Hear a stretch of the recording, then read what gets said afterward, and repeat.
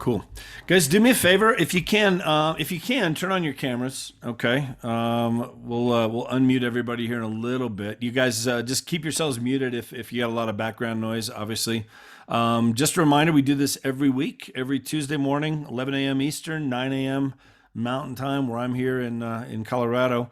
And that's where Shelly is. So I want to introduce Shelly. A lot of us who are with EXP know Shelly. We got a lot of people on here who are from other companies and stuff. This is open to all agents, all companies. Doesn't matter where you're from. We love that you're here. We're doing this, like I said, every week. So Shelly has been in real estate for, what'd you tell me, Shelly? 12 years? 12 years. 12 hmm years. She's been a managing broker for six. Started out in Florida. Now here, she's our managing broker. And I got to say this: between her and her team, those of you guys that are here with EXP, you know how she does. Well, I don't know how you do it, Shelly. I got to be honest, because my goodness, you are wrangling what 1,400 agents now. Yep, Yeah. 1,400 agents and 5.6 billion in volume for last year. Amazing stuff. So anyway, Yeah. but it just came out yesterday, right? That $12 million listing you've got that's going Yep. on with crypto. So Yep. we're going to talk about, Shelly has gotten certified. She's actually teaching now a 2-hour CE class here in Colorado for the agents with crypto. Guys, remember to mute yourself if you can. We're kind of watching it here. Get everybody muted. Background noise. Virginia. There we go. So anyway, Shelly, why don't you introduce yourself and we'll just turn it over to you. I know you got a lot of things to share, way more than what you can even possibly get in an hour, but this will be a good start for us. It's something I just know nothing about, so I'm looking forward to this as well. So I Oh appreciate you yeah, doing and this Lane was in very it, it much. was in my last class. Yeah. Think about So that. That's awesome. Well, thank you everyone for joining us today. I've been always excited about the response I get when we talk about crypto and real estate. It's a huge topic right now in our industry. And so I'll be sharing my screen shortly. Like Jeff said, I've been in real estate for 12 years. I started over in Florida. I was an employing broker since 2016. I've been in Colorado now for 4 years, and I am the designated managing broker for EXP, over 1,400 agents. So I stay a little busy, but I got into crypto around 2017, just like little slivers, started to kind of do a little homework, listen to a few podcasts, and it just kind of built into, this hobby of mine, and I loved it. And then when we started seeing the applications for our industry, it really piqued my interest, because honestly, we're transacting homes about the same way right now as we did 100 years ago. Nothing's changed. I mean, think about the technology as far as, our marketing has been amazing. Just even the invention of the fax machine changed our industry in the 90s. But we never really have had big changes to the actual transfer of property. It's still stacks of paper, hand signatures, in person filings with the county, and it's got to, catch up with the times. Plus, the way we buy houses has been the same. And so what we're seeing is this huge evolution suddenly taking place with the onset of blockchain technology and cryptocurrency. And so I want to help bring you guys to a little updates as to where we are with that and how we're moving forward. So I'm going to go ahead and share my screen with you guys, make sure that you guys can see it. Let's see, I'm going to make it playable. There we go. So, Jeff, jump in, let me know if at any time that we have any issues with my screen sharing. Feel free in the chat box. Jeff's going to help me if you have questions. That way, we can talk about some of these different topics. And like I said, it's a 2-hour class. We're going to be condensing it really into the most pertinent forms of real estate and blockchain today. So first off, I did a quick scan of the morning news, and this is the morning news. This is what we're looking at within 5 minutes on my computer. I'm very proud to say that the Westward article is actually about me. I was really excited that came out yesterday, discussing my $12 million penthouse listing. I also have a $975,000 listing in Castle Pines area, and all of my listings, which I only do referral business because of my position, have all been based as crypto payment optional. And we're going to discuss how we've made that possible. But just if you can see, some of these are Facebook feeds, some of these are LinkedIn feeds. If you delve into any of the real estate, blockchain, crypto world, it is a just open floodgates full of information that is out there and changes in the industry. So we're not going to get too much in the basis, but just, I think that everyone here, we've got a lot of different levels of interest in it, but cryptocurrency is a digital payment system. It does not rely on banks to verify transactions. It's what's called a peer-to-peer system that can enable anyone anywhere to send payments. And we're talking internationally. And that's one of the keys for crypto real estate taking off that we'll talk about as well. Think of it this way, as your bank information, Wells Fargo, Chase, your IRS government information everywhere sits on single servers. And you have armies of teams of people that do nothing but try to prevent people from hacking these systems. And what blockchain technology has done is taken all of our personal information, all of our financial information, and it scatters it amongst tons and tons of servers piece by piece. And all of these pieces of information have to come together in a very specific order for it to be accessed, which is a level of security that we haven't seen before. And so that's one of the main powers of it. And so let's talk about the different types of currencies or uses of, financial tools. Your basic US dollar, Deutschmark, euro, yen is fiat. That's what's considered a government-backed currency. So any government-backed regular currency is a fiat currency, because you'll hear me talk about that a lot. A cryptocurrency is a digital currency that can be used internationally. And it's mostly used for payments. There's different types of crypto we'll talk about too. Tokens are assets. I want you to think of them similar to, you can think of them as shares of stock. You can think of them as, when you're buying and investing in property.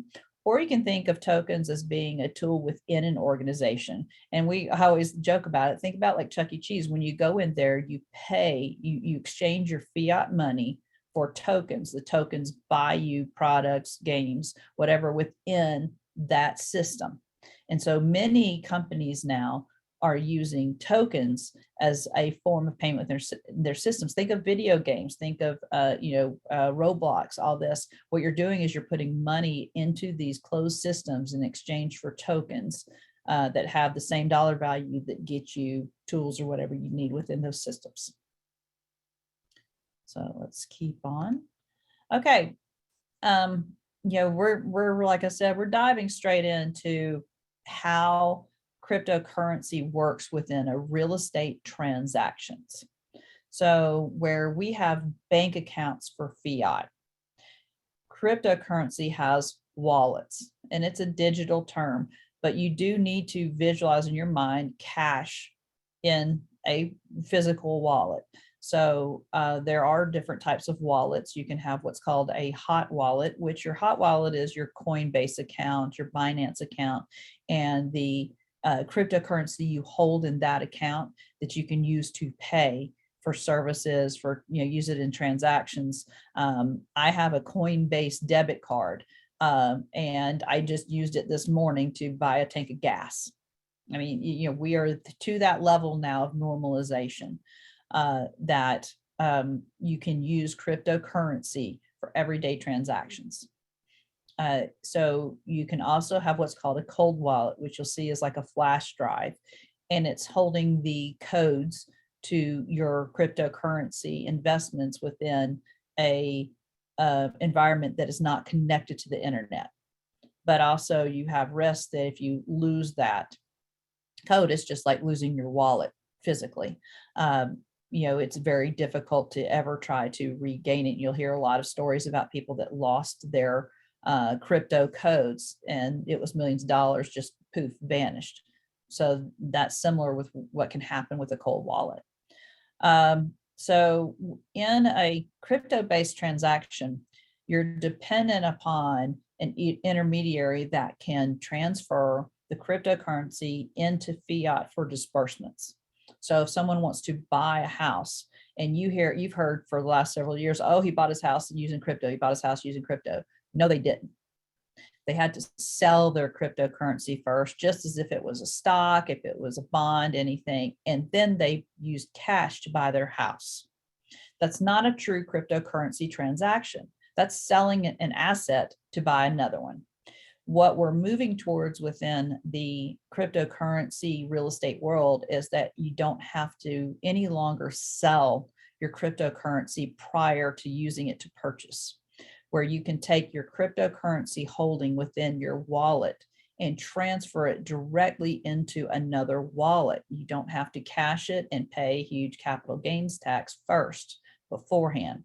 So really where we as agents are still doing our normal jobs is the title companies that are having to really step up to make this possible. And we have several, property.com is the first company to really bring it to the masses. Millennial Title in Florida is doing a great job of it. Here in Colorado, I've been working with Rob Lindley with Canyon Title, and we've been able to work with intermediaries to add this service.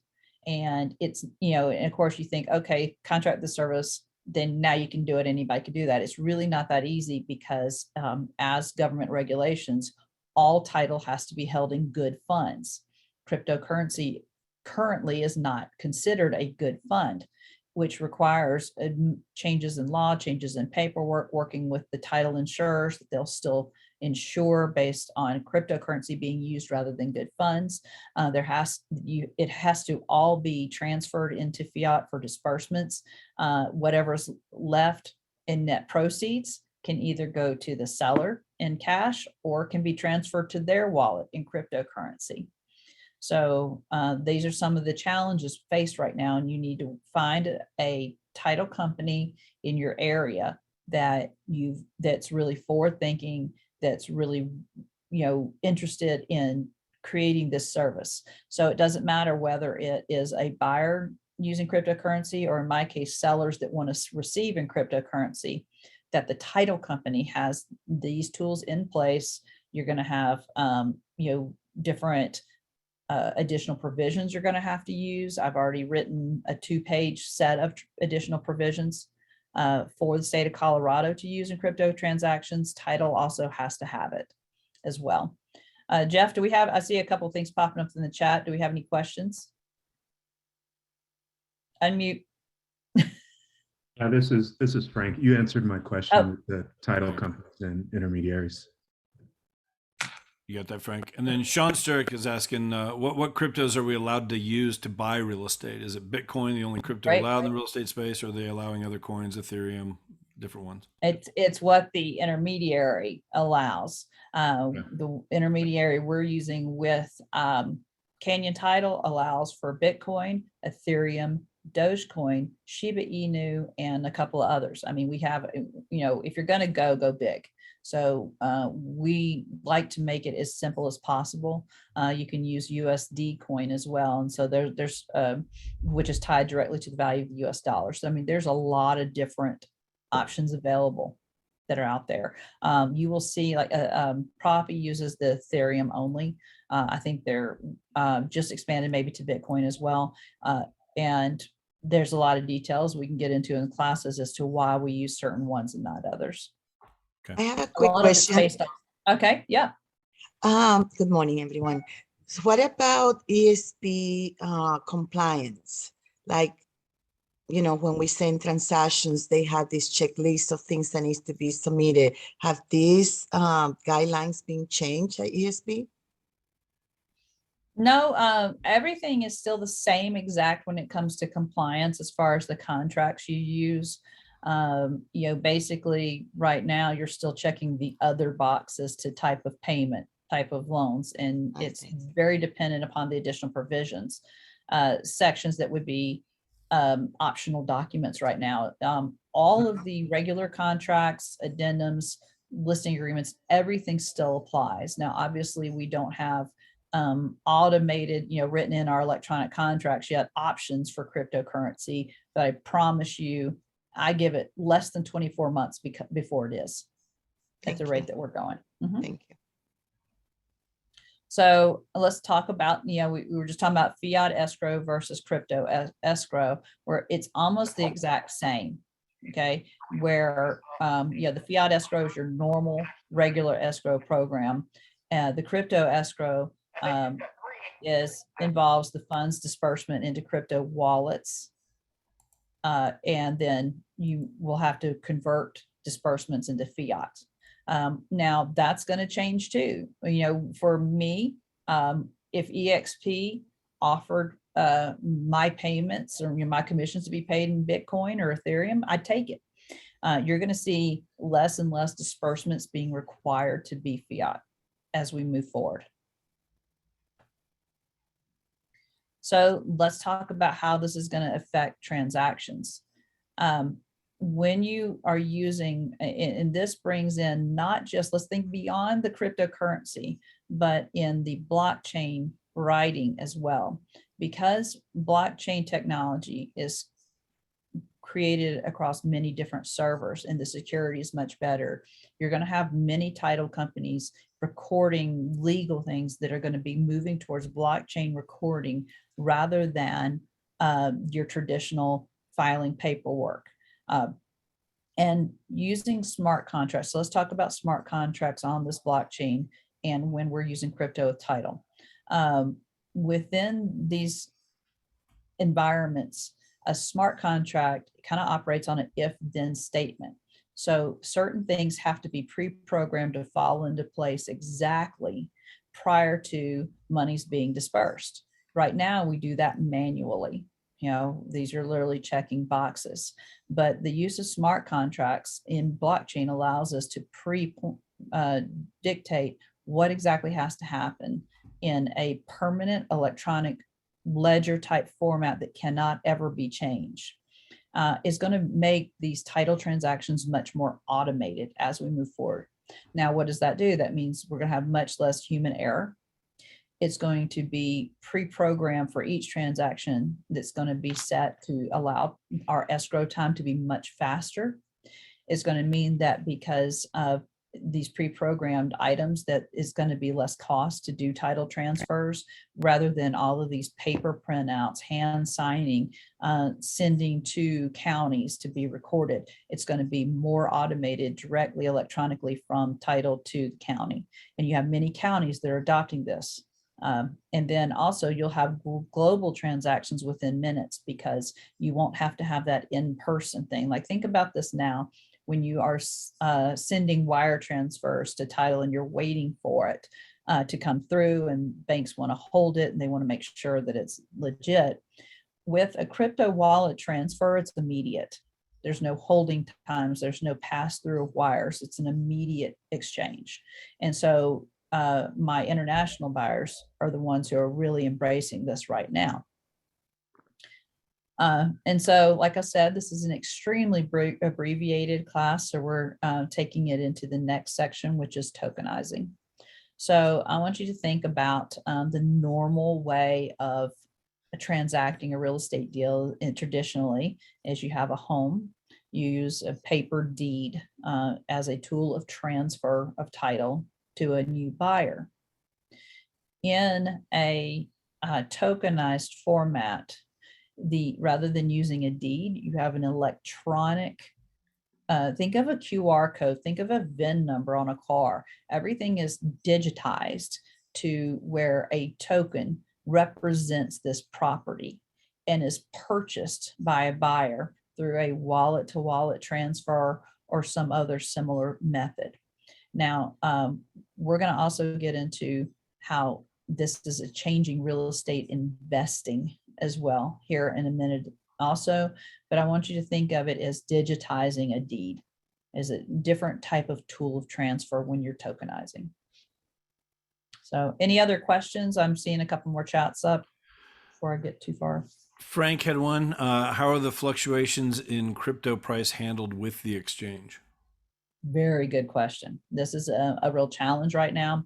So what you'll see is a couple of different things. Your intermediaries are going to move things from fiat dollars into units of tokens or units of cryptocurrency. So let's say that if someone wants to put 1 Bitcoin down on a house as earnest money, and they send 1 full Bitcoin to the intermediary to be held in escrow, that whatever the value of that Bitcoin is that day, is what the value would be placed at that time. However, let's say that the contract fails for some reason and the buyer has a return of earnest money. If we base it on fiat values, that could vary wildly, and the amount of money they put down may not be the amount of money they get back.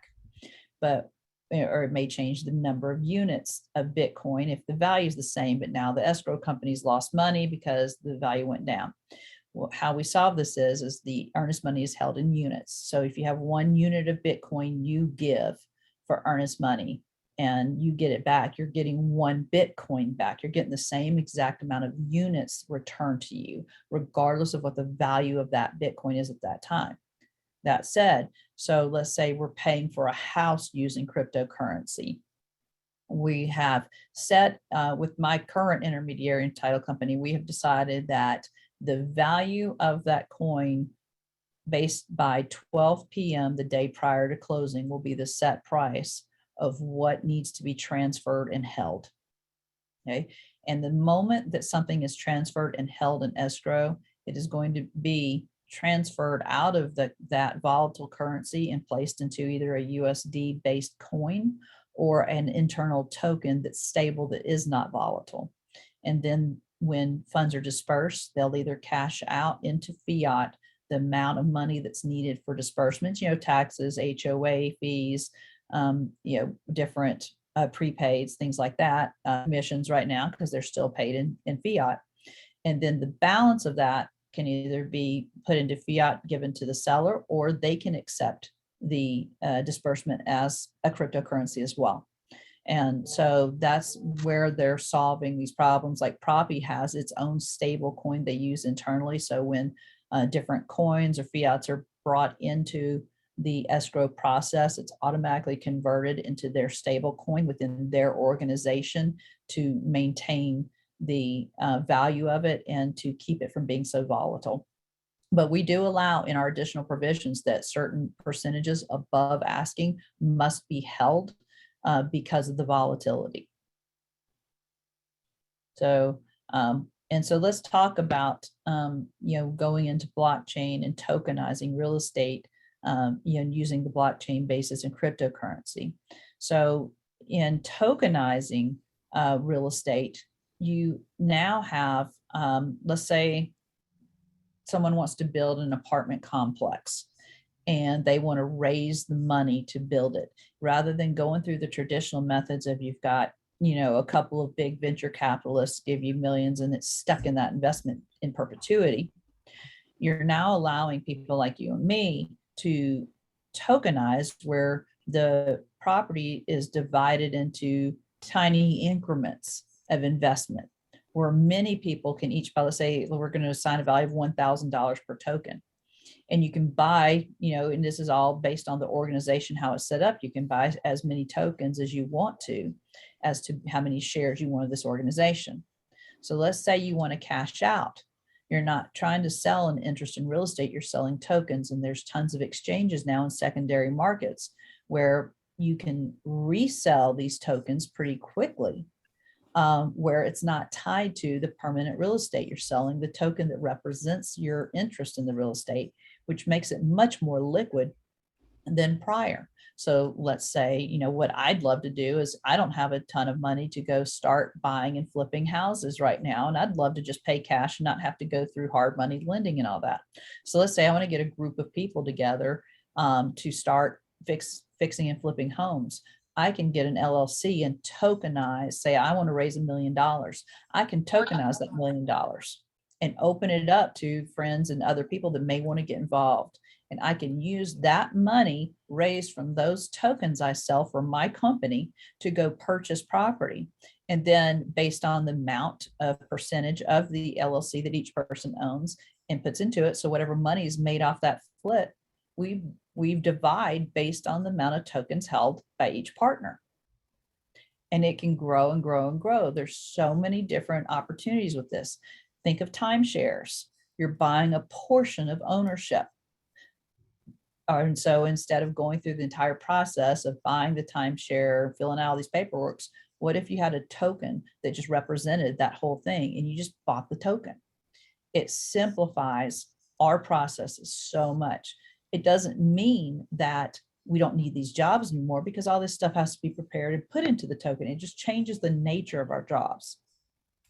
And so, like I said, you can invest in tokens like Proppy's site. You can, like I said, I could start a company and you can invest in my tokens. Then, let's talk about tokenization of title. And this is what, you're hearing a lot about in the news. So one of the main tokenizations of title and you're hearing about is the NFT. So an NFT is a single token tied directly to an asset. So what we've been talking about so far are tokens that represent shares of something, interests, investments in different, real estate. An NFT is a digital token that represents one solid asset. It could be a car, it could be a house, it could be a phone, it can be anything. It doesn't represent an interest in something, it actually represents the object. And so you see NFTs being real big, and now digital art, and you see all these, digital art being sold as NFTs. So I want you to think beyond Bored Ape and all these other NFT sales of digital art and things, and think of those, like you see all these different NFTs, that's all this crazy digital art, and you think, okay, that's crazy, why would anybody do this? I want you to think to baseball cards, Beanie Babies, anything that was collectible. Think of NFTs as being that same type of thing in the digital art market.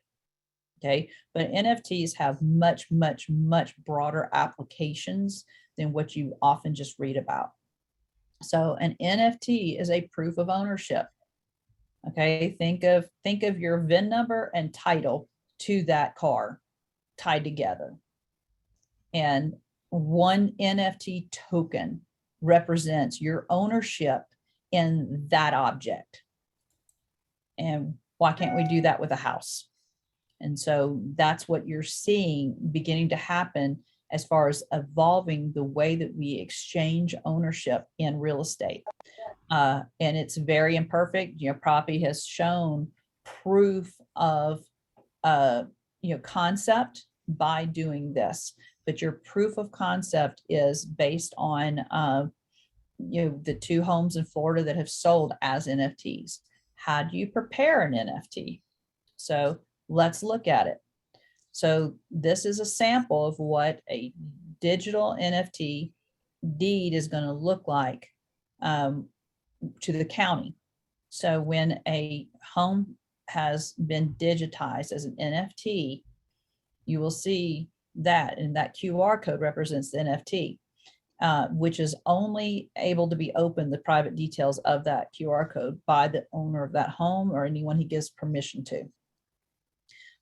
With an NFT, what you're doing is, the only way to do an NFT is to create an LLC that owns a home.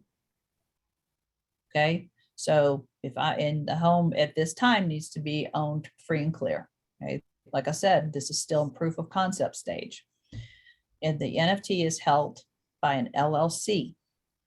You are creating a token that represents the LLC. One of the assets of the LLC is the home. So when you have the NFT held by the LLC, you are selling the NFT that represents the LLC. So you're selling the LLC. So, which is a quick and easy change on a state form, a change of LLC. Much harder to change in real estate. So the real estate ownership doesn't change. It's still owned by the LLC. You're buying a token that represents the assets of the LLC, which includes the home. All right. And you will get a QR code that represents the NFT. You will scan that QR code with your wallet. And that QR code representing the NFT, which represents the real estate, is placed into your wallet. You now own it. And that represents ownership of the home. Now let's say, how did we get to that point? You know, how do you know the home's worth this, all that? So us as agents, we still have our jobs fully intact. We still have to prepare the home for marketing, for sale. Full title searches have to be done. You have to have the full title commitment. You have to have the title insurance. You have to have all of this still done. It's just done on the front end now before you go under contract. A home inspection done prior to contract.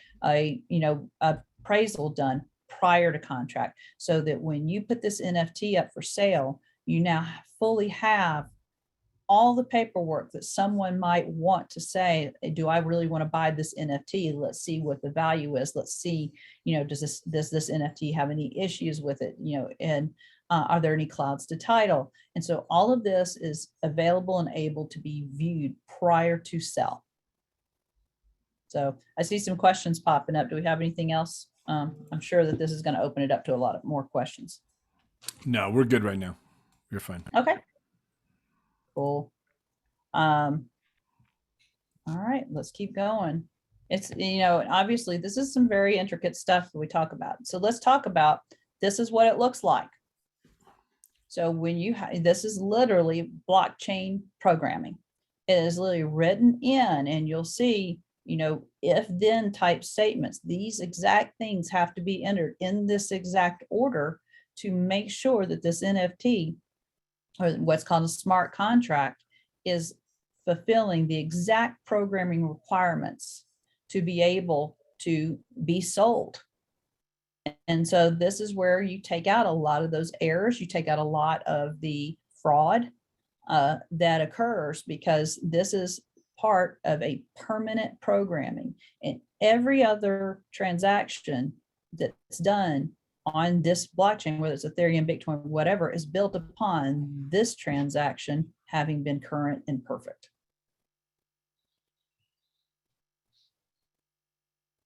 So, like we said, it is an immutable record for chain of title. Immutable means permanent and unchangeable, because you hear blockchain, block is literally means blocks of information stacked on each other in a specific order. Once this is entered into the blockchain, you can never change it again. Okay, you can ever create a new transaction later, but you can never change the information with this. You can't manipulate it, because every other piece of information is built on top of it. It means that I can buy a house in 5 minutes. Okay, it means that this NFT, whatever the asking price is, I can transfer the crypto to the seller's wallet, and in return, the seller transfers the NFT into mine, and I now own that house. Okay, it is that simple. The distribution of funds is already programmed, how it's going to work, where it's going to go. It doesn't have to be, thought about and taken care of and reprogrammed each time. It almost eliminates title and wire fraud, because you hear it's anonymous.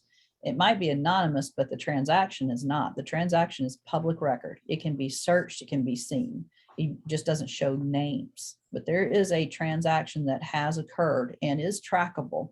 And that's how you hear about hacking all the time. This is how the hackers get caught, is you can look at patterns, and a lot of times they'll transfer into a wallet or something that can be tracked.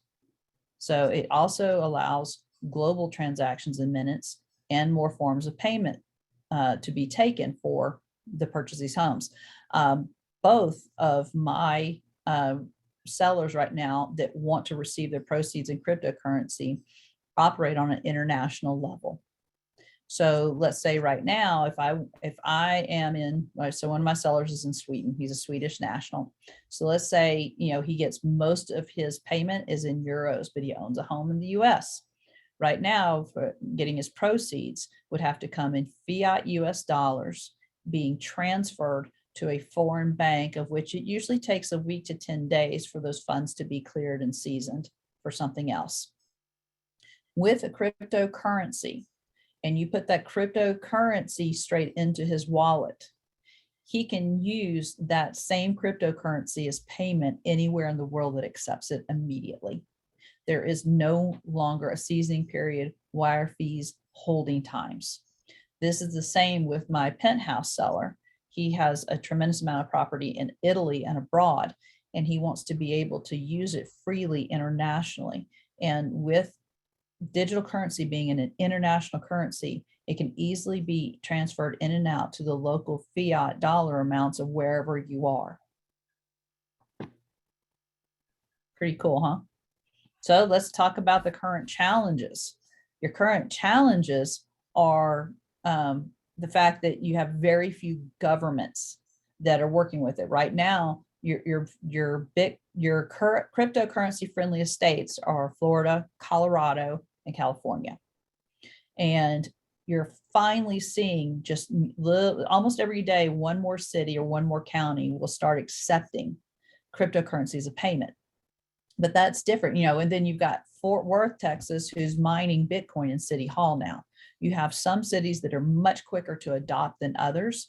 And that's going to be one of our biggest challenges. It's not our challenges in the market, it's the local governments. And so you have the Government Blockchain Association, you have lobbying organizations forming to help bring this to the masses, because if you go to the county right now and say, okay, we're going to record this deed as an NFT, they're going to look at us like we've lost our head. So it is education and lack of understanding right now in our market that holds us back. And that's why I'm so persistent with teaching this to everyone, is because there's too much of a demand right now. We have a lack of government regulation. So one of my sayings is never underestimate the government's ability to screw things up. Okay. But if there is no standard of measurement within real estate, then it's going to be very difficult for us to normalize it, because the lenders have no guidance from the government regulation. The title companies have no guidance as to it being good funds. So a little bit of stabilization and standardization from our government would actually broaden the abilities of banks, lenders, and title companies to be able to deal in cryptocurrency. So as long as we don't have over-regulation, it's a positive thing. But really at the municipal, local levels is where we're going to have the biggest challenges to normalizing this style. But you've got to keep in mind our largest buying segment in the US right now are millennials. 20% of this buying segment used cryptocurrency investments to purchase homes in the last year. I think that's a gigantic chunk of the pie right now that is not being adequately served.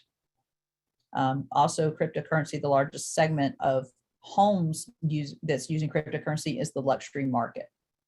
And so these are two segments that are being underserved right now as having cryptocurrency as an opportunity for them, another option for payment. Definitely. Shelly, real quick, Gary, did you have a question? I know you had your hand raised. Gary Jordan. Yeah, I just put it in the chat box too. I was curious, Shelly, what's the overall attitude of the various real estate commissions now with this new process and new language and so forth? I'm sure it's going to be a real educational challenge to get everybody on board, I would think. Yeah, well, it took them forever to approve my CE course because they didn't know whether I knew what I was talking about or not. It's really, it is difficult. It's going to take some time, but I'm going to be honest with you.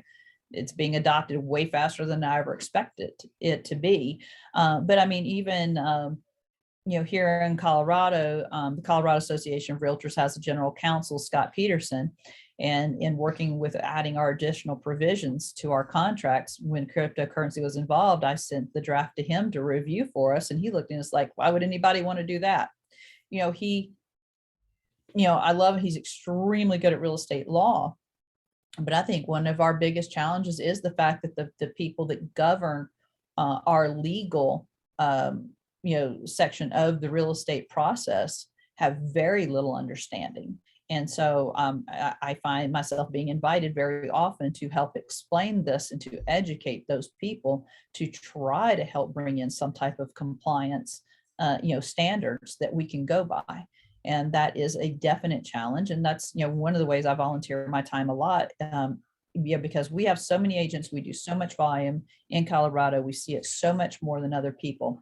I think it's very important that we have more educated professionals that are making our rules. And it's just going to take some time, but it's going faster than I would have expected.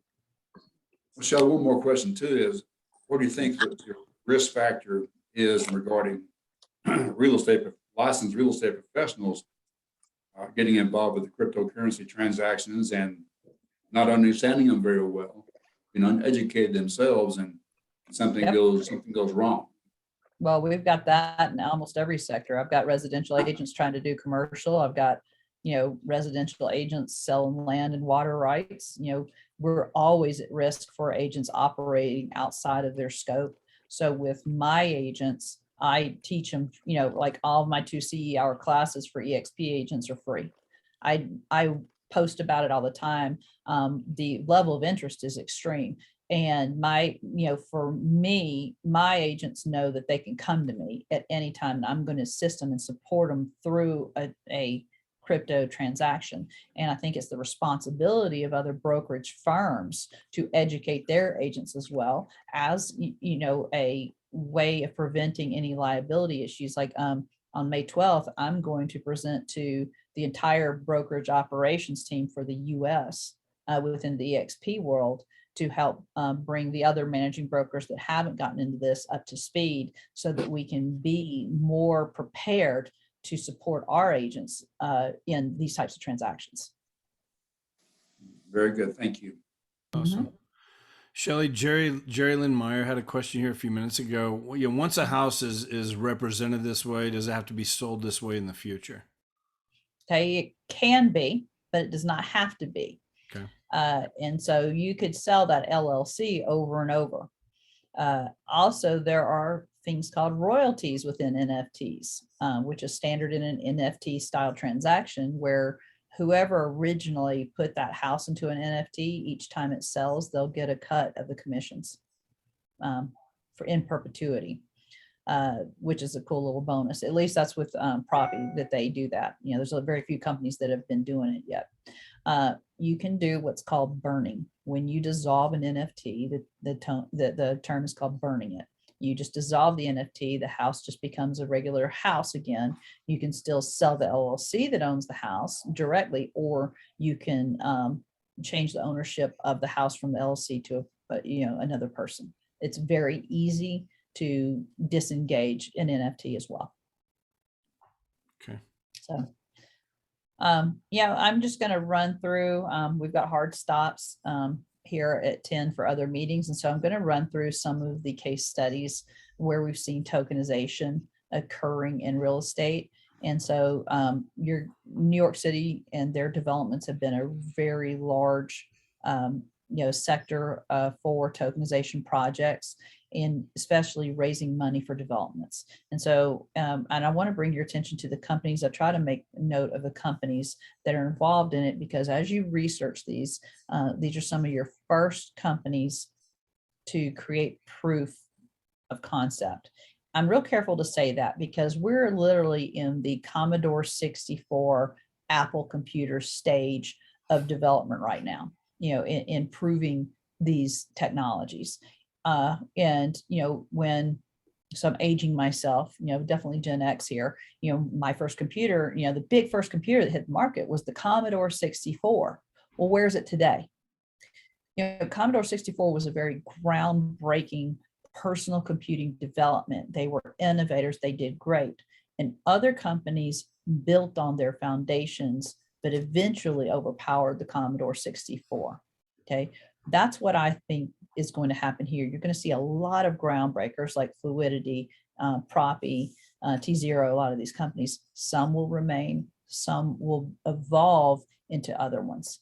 And so keep that in mind when you see this. So, you've got a $30 million condo building was tokenized into 12 units. And so basically they divided the tokens into the value of each one of these units.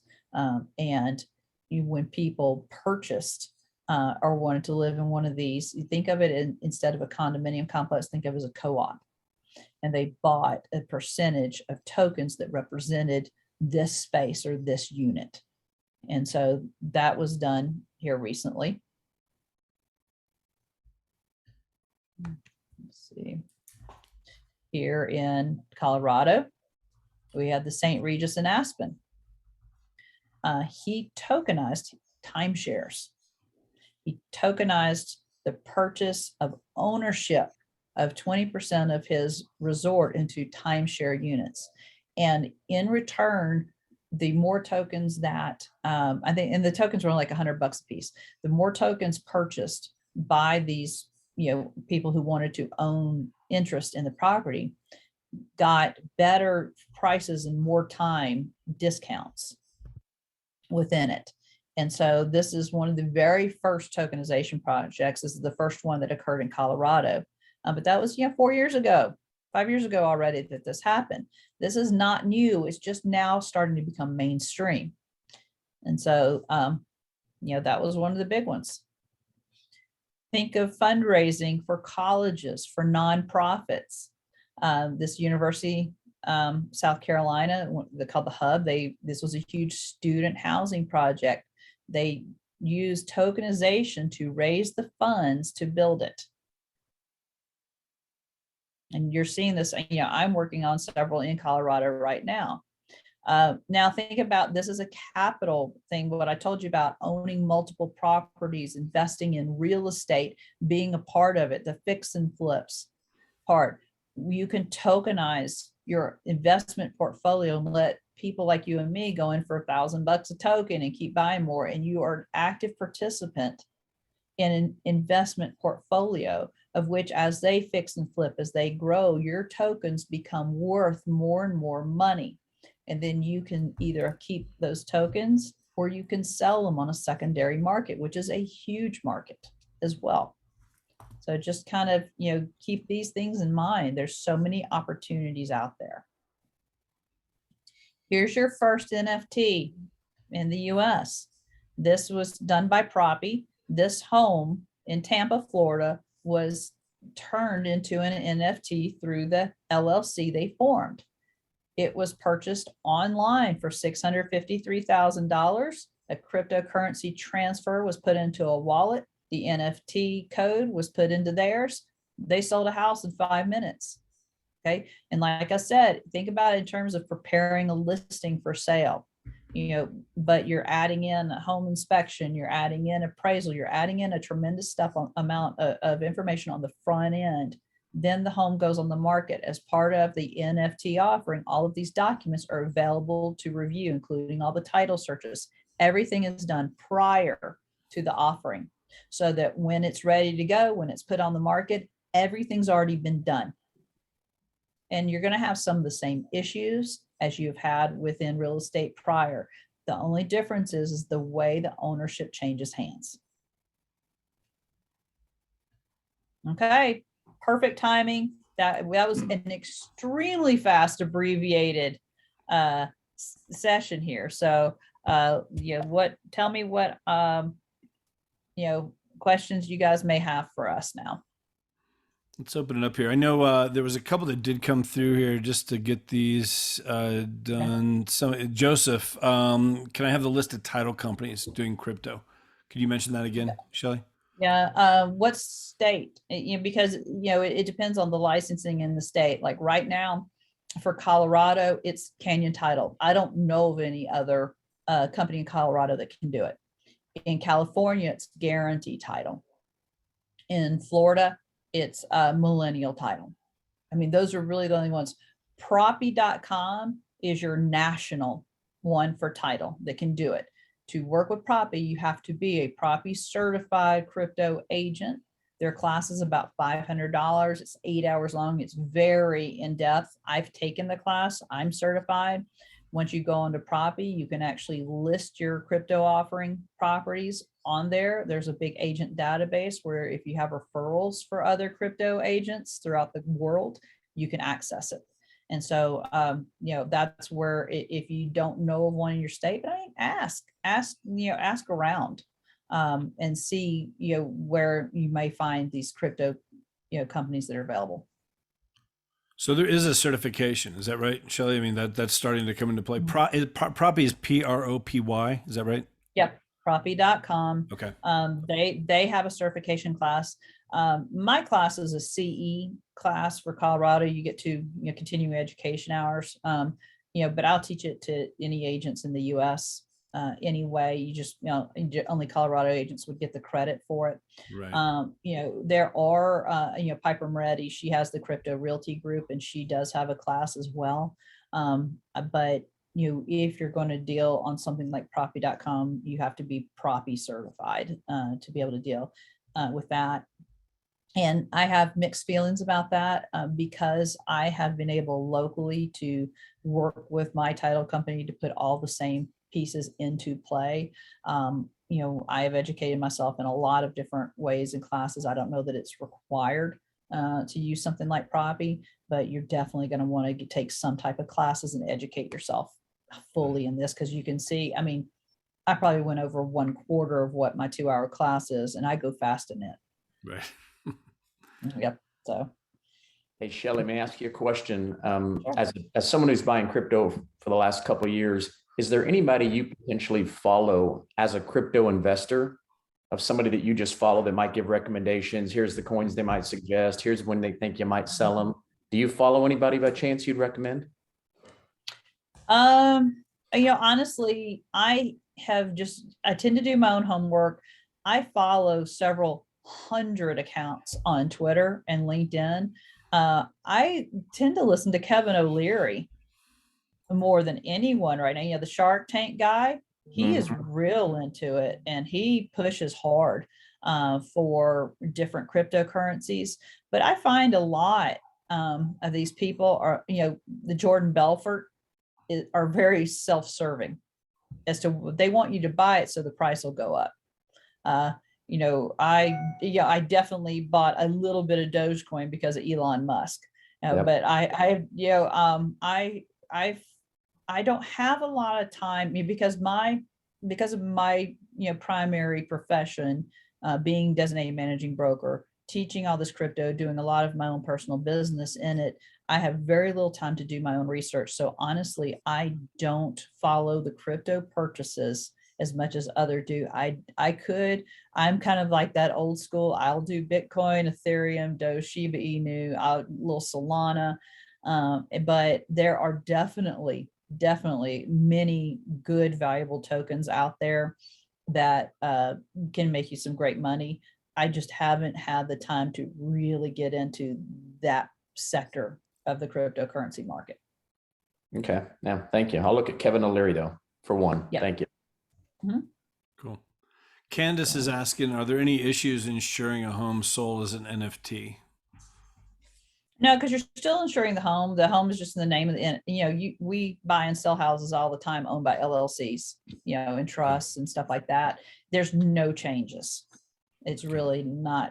One of the biggest challenges is title insurance, because title, just like we're having with issues with government agencies, there's, all these title insurance companies, they don't understand cryptocurrency, and they get scared of writing title insurance. And, honestly, with Canyon Title here, they had to go to their underwriters and hard say, are you going to do this or not? Because we'll find a company that will.